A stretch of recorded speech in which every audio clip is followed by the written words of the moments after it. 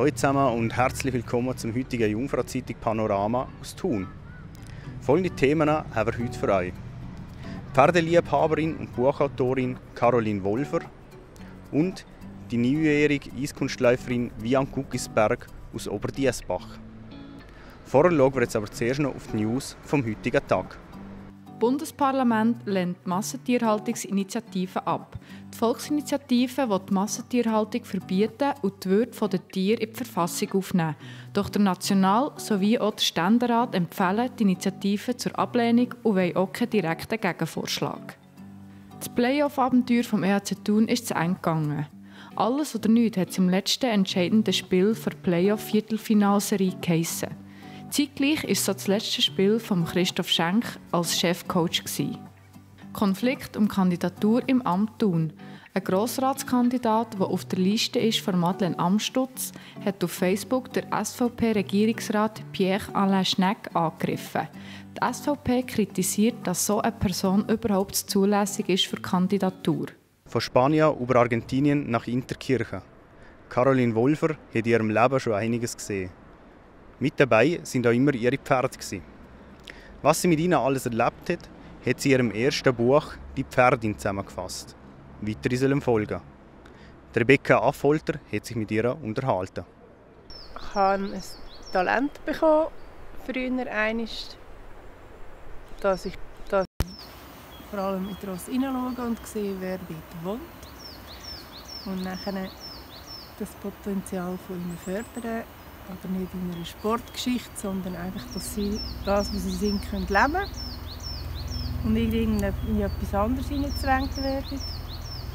Mit der Zeit hat es sich nachher so entwickelt, dass immer wie mehr Menschen sind gekommen, nicht nur Ross zum Einreiten oder zum wieder zu sich führen, sondern Menschen, die lernen wollten und eigentlich das gleiche Ziel hatten, die gemerkt haben, hey, ich habe mich von mir entfernt, irgendetwas stimmt nicht in meinem Leben, ich will etwas ändern. Und zusammen mit der Ross kann man ihnen gut zeigen, wo der Weg durchgehen könnte.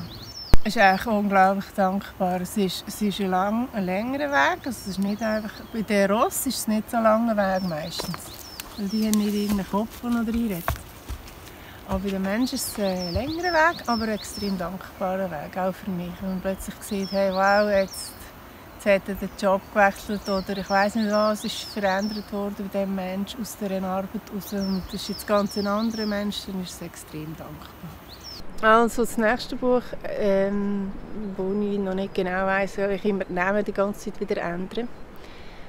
Also weiss ich noch nicht den Namen. Es geht um alle meine Ross, die in Argentinien und die von hier und die schon gestorben sind. Es sind 12 insgesamt und es geht darum, wie sind die zu mir gekommen mit sehr speziellen Geschichten, die meisten oder alle, die etwas sagen wollten. Und nachher, wie haben die mit mir angefangen zu arbeiten. Ich war immer der erste Klient von ihnen, um dass sie mir erzählen, hey, schau, ich muss im Fall vielleicht da und da her schauen und dieses und jenes ändern. Und so habe ich ja das gelernt machen. Und das Buch, das noch ein bisschen Zeit braucht, heisst «Die Leitstute». Und das ist einfach mein allerliebstes Thema. Seit Jahrzehnten untersuche ich das. Und zwar geht es da um die weibliche Kraft, die gerade bei den Ross sehr gut gezeigt wird in einer Wildherde. Weil in Argentinien habe ich ja das Glück, mit Wildross zu sein dürfen. Was macht die Leitstute aus? Was sind es für Qualitäten, die die hat? Und nachher tue ich das übersetzen in die Menschenwelt. Was sind die weiblichen Qualitäten, die im Laufe der Jahrhunderte sind verloren gegangen in unserer Welt? Und warum ist es so wichtig, jetzt, dass man die wieder erwecken kann? In der Frau, aber auch im Mann. Die neujährige Vian Guggisberg hat eine grosse Leidenschaft: das Eiskunstlaufen. Mit 2 Jahren war sie das erste Mal auf Schlittschuh unterwegs und hat sofort Gefallen daran gefunden. Mittlerweile trainiert sie rund 20 Stunden pro Woche. Ein grosser Aufwand für sie, aber auch für ihre Familie. Ich habe mich mit ihr und der Mutter auf dem Eisplatz in Thun getroffen. Mit gerade einmal 2 Jahren ist Vian Guggisberg aus Oberdiessbach das allererste Mal auf dem Eis gestanden.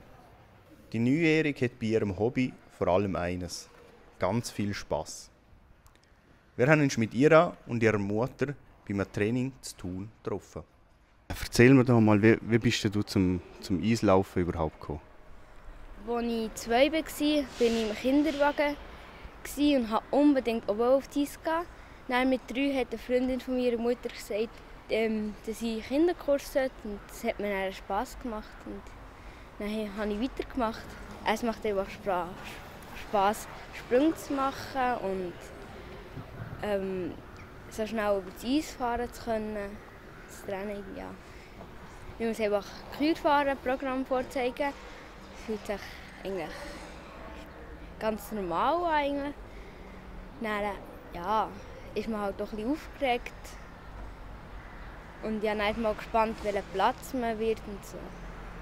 Der Aufwand, den Vian für ihr Hobby betreibt, ist nicht zu unterschätzen. Das weiss auch ihre Mutter.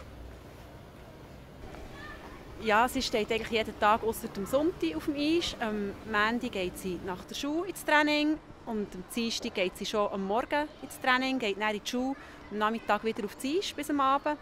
Am Mittwoch geht sie den ganzen Nachmittag ins Training, am Donnerstag ist sie schon am Mittag auf dem Eis bis am Abend und am Freitag ist sie auch schon am Mittag auf dem Eis bis am Abend und am Samstag noch am Morgen. Also sehr viel Aufwand für eine Neujährige eigentlich. Macht sie das gerne, oder? Ja, sie liebt das, weil ich denke, das Kind macht es nicht, wenn es nicht Freude hat daran. Wie viel Anteil oder wie viel Energie muss auch ihr als Eltern aufwenden, damit sie das Hobby ausüben kann? Also als Familie muss man voll dahinter stehen, man muss es finanzieren, man muss umfahren, man muss planen, man muss mit den Aufgaben schauen. Also es geht eigentlich alles nur um das. Auch die Ferien richten sich nach den Trainingslagern und man macht dann meistens dort Ferien, wo die Trainingslager sind. Das macht man aber gern, oder? Ja, man macht es sehr gerne, vor allem wenn man sieht, dass eben das Kind auch Freude hat. Freude hat die junge Eiskunstläuferin auch kürzlich bei ihrer ersten Teilnahme an der Schweizer Meisterschaft in Rapperswil gehabt. Und so hat das im Livestream ausgesehen.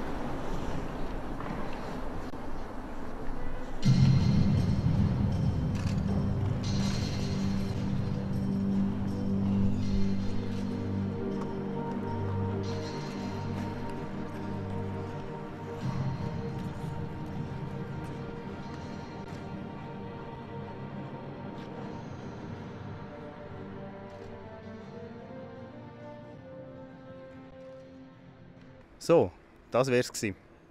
Kollegen von Meteo News verraten euch jetzt noch, ob ihr für morgen einen Ausflug auf die Eisbahn einplanen könnt.